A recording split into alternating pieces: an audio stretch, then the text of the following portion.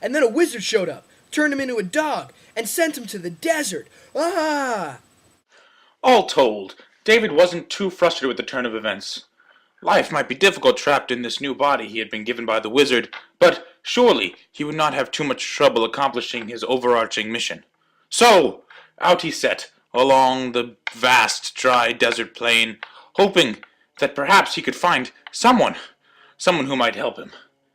But just then a terrible wind struck up, blowing sand everywhere. David was horribly spun around and discombobulated. Where was he? Where was that oasis he thought he'd seen just moments before? And however would he find the temple that he was supposed to find? Finally, the storm abated. David quickly checked his belongings, his pockets. The key was gone. David knew without a doubt he would have to find the key before he could leave the desert, for, really, where would he be without it? So, off he set, praying desperately that he was going in the same direction he'd been traveling before, and not just retracing his steps. Praying desperately, hoping that a friend might come to his aid. Anyone who might give him some pointers, some guidance.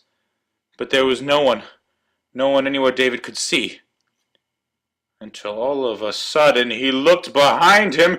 Ah! Hello? Who are you? Why, I am Bartholomew, at your service. Now, David had never met so acquiescent an anteater before, but he had always been a boy of an open mind. Or should I say, a dog of an open mind. Hey, look, this is going to sound kind of crazy, but my name's David Gassett. I was trapped in this body by a wizard. And, well, I'm trying to get out of this desert, but I just lost a key. And I... You're trying to escape the desert? Really? That might prove difficult. Why? Clearly you have not yet encountered the arthropodite. The what? The arthropodian. Didn't you just say the arthropodite the first time? Forget what I said. He goes by different names. In fact, he comes. I must hide. What? No, please help! But with that, the anteater burrowed himself deep into the sand and was lost from view. Oh, great. Now what am I going to do? He heard a strange noise approaching from the distance. What is that? David thought. With no time to lose, he ducked under the sand, and just then...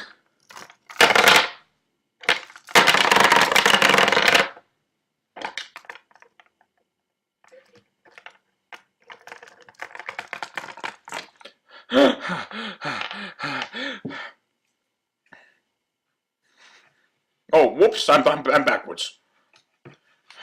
Well, that is him. The Arthropodborg. So what, is he just like the evil ruler of the desert or something? Worse.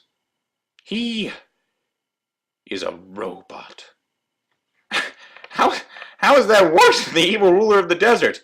Believe me, it is what it is. Now look. Well, I think it's clear. We've got to kill it. Oh, I don't know about that.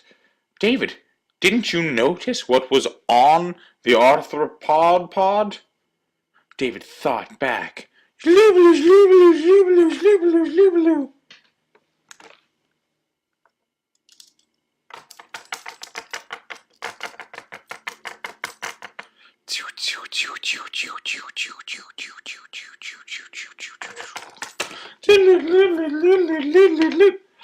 That was my key.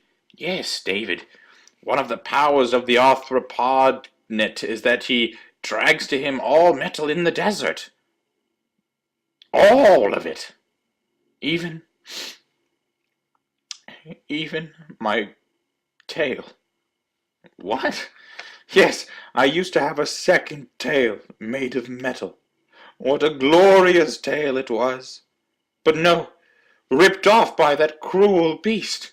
So we kill him dead. David, listen, you can't always go around killing things. Look, if that's what it takes, that's what I'm going to do. No, sometimes you have to find other ways to solve your problems. You must.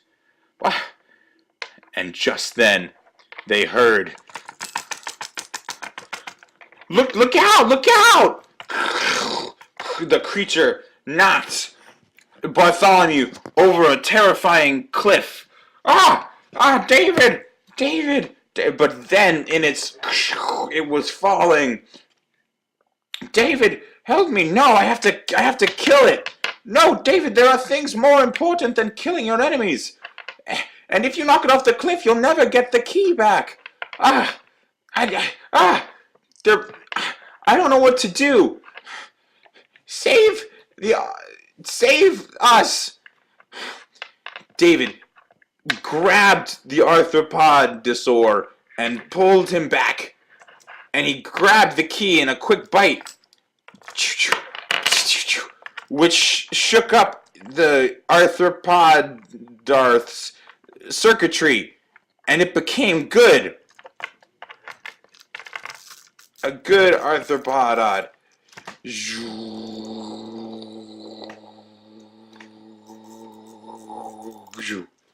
And with that, it self-destructed. And all of a sudden, Bartholomew and the sand and the entire desert disappeared from view.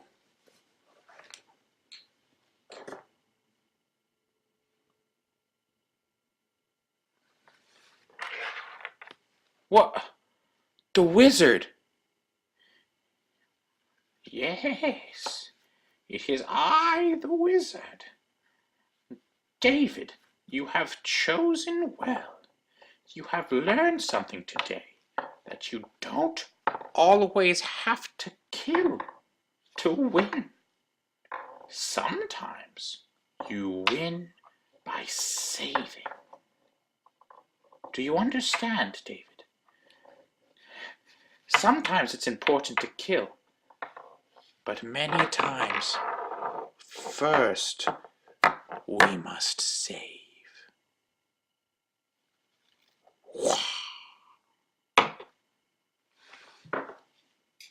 Oh, I have one more gift for you.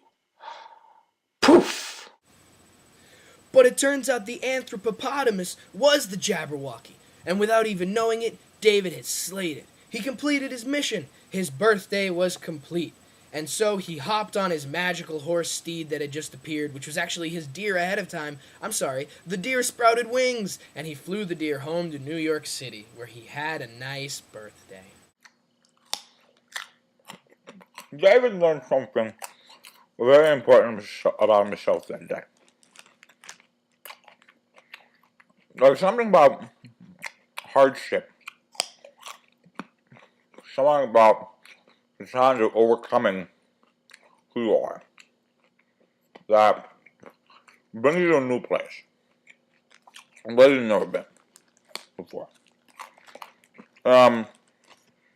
David experienced that. Look at the story. It's a story of love, story of loss, story of broken dreams. Story of dreams will put back together again, like a little toy. And David did that. That was David. That was his contribution. We love you, David. Happy birthday, David. Happy birthday, David! Happy birthday! Love, the purple crayon.